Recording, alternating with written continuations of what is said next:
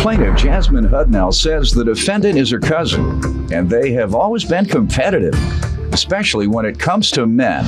Jasmine says she left a blanket at the defendant's house, and instead of returning it, the defendant withheld it and turned into a bully, so she's suing. Defendant Ariel Worley says Jasmine is extremely petty and bossy, and she didn't even ask about the blanket until months after she left it at Ariel's house.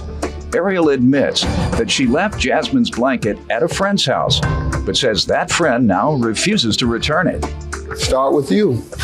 Okay, me and Ariel, that's my cousin. I love her to death. But we've been having competition and been very competitive at when we were young. From like the business that we have and men. What type of business do you have? Oh, it's top-notch music. It's an agency. We're looking for unsigned artists because, like, lately the music has not been as good. You put a CD in and you pop it right back out, So we're here to shake it up. All right. You see, you all work together there. Yeah, well, we're trying to. We're trying to work this out. All right. And you say you all also compete for men. How long has that been? Over the years or recent years? And if so, who's winning? Well, I take it she's winning because she's winning. She has all the men. All right. Semi, yeah, kind of. Okay, all right. She's doing something right. Okay, and I'm doing something too now. You are too. All right. You all haven't gotten into any confrontations over your competition, have you? Yeah.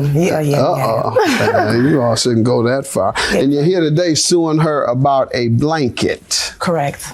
All right. You're just here to see who can compete to get Doyle. That's right. You don't come here for no blanket. All right. Let me hear the background from you. She's a good person. I feel like she's kind of petty sometimes about little things. As far as we can go out to eat and my meal could be $2, $3 more than hers. And I could say, let me borrow it. And she's like, okay. But since we get outside, it's like, I need my $2, $3 back. Need my money. Like I said, I love her to death. She's my cousin. But, small things like, How did you get all the men over her? I don't know. That's right. Got a pretty smile. That's what both of you have pretty smiles. Thank you. Thank you. Don't get me in trouble with Doyle. All right, tell me about this blanket you're suing her for. Well, it's very sentimental to my grandmother.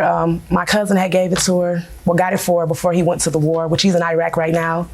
And like every time I go around her, she's asking about that blanket and she's very persistent. Tell me how she got it and tell me the background on the blanket. Sorry about that. I spent the night at her house and the next day I got up and I was just ready to go. I brought my blanket over there and I was ready to go. So I kind of rushed and then grabbed some of my belongings. And then I called her the next day and told her to put it up. She said she would.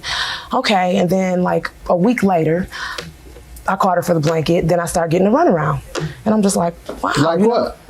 Like not answering the phone sometimes or saying like, oh yeah, I'll give it to you, but then we don't meet up. Various of things like, and then one time I went to her house, which maybe I shouldn't have did, but I went to her house to get the blanket. I was fed up, mad. Mm-hmm. And I heard her in the house, but she wouldn't open the door. And so it kind of escalated a little more. Why do you think it was so precious to her? Because it was the sentimental value of your grandmother? Yeah, and then my grandmother always... She's a mutual granddaughter? Yeah. All right, so makes sense. Right. All right, and when was the last time you asked for your blanket? Maybe 3 weeks ago. What did she tell you? See her in court. All right. Prior to her telling you she'd see you in court, when was the last time you asked? Maybe like 3-4 weeks ago. And what did she say then? No, it wasn't. It wasn't 3-4 weeks ago. You want to talk to me? Yeah. What did she say then? She had a little attitude just like that. She kind of come off real bossy, like intimidating. And so, she tried to have me back down. You do that, not me. So. She tried to have me back down, and I'm not going to back down. Some cuss words. Did she say, I won't give it to you at all? I own it? They usually give you a reason as to why they're not going to give it back. They usually say, it's mine. Or they say, I'm not giving you anything, I'm keeping it. Right. Or they say, I'm stealing it from you. Or they say, take it from me. They say something. It was kind of like a bully thing, like I'm keeping it, you're not getting it. There you go.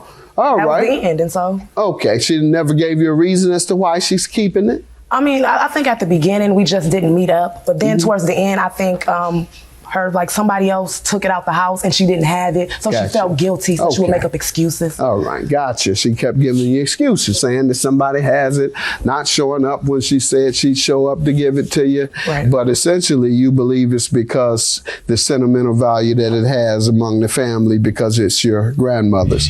And you're here today suing her about a blanket. Correct. All right, you're just here to see who can compete to get Doyle. That's right. You don't come here for no blanket. Plaintiff Jasmine Hudnell says the defendant is her cousin, and she claims they are extremely competitive, especially when it comes to men. All right, let me hear from you about the blanket. As far as the blanket, Jasmine came to my house like around January and spent the night at my house, and I never got a phone call. She never even asked about the blanket until August. And then when she asked about it, I told her I didn't have it at the time or whatever because I had slept over someone's house and I had left it over there. And I didn't want to tell her at first. I know she's gonna get mad. She's talking about I'm bossy, she's bossy. So when I had finally came out and told her that it was at someone's house, you know, she asked me like, well, can you call him and get it back? And I've called him. He don't want to give it back to me. I don't know why. You know, he don't want to give it back. You left it there though, right? Yeah. All right. You knew it was hers, right? Yes. All right. So you received something from her, took it to another location, and the place you took it, the person won't give it back to you. And so it is because of your mishandling of it or you leaving it with someone else that she doesn't get it back. Therefore, you're liable. $289. Judgment for the plaintiff. I really don't want to have problems with you over this blanket. Like, we're on the bigger and better things. Like I said in the courtroom, she's petty. I love you, but you know, hey. And I love her too, but she needs to change her attitude because maybe the real petty person is her. Thank you.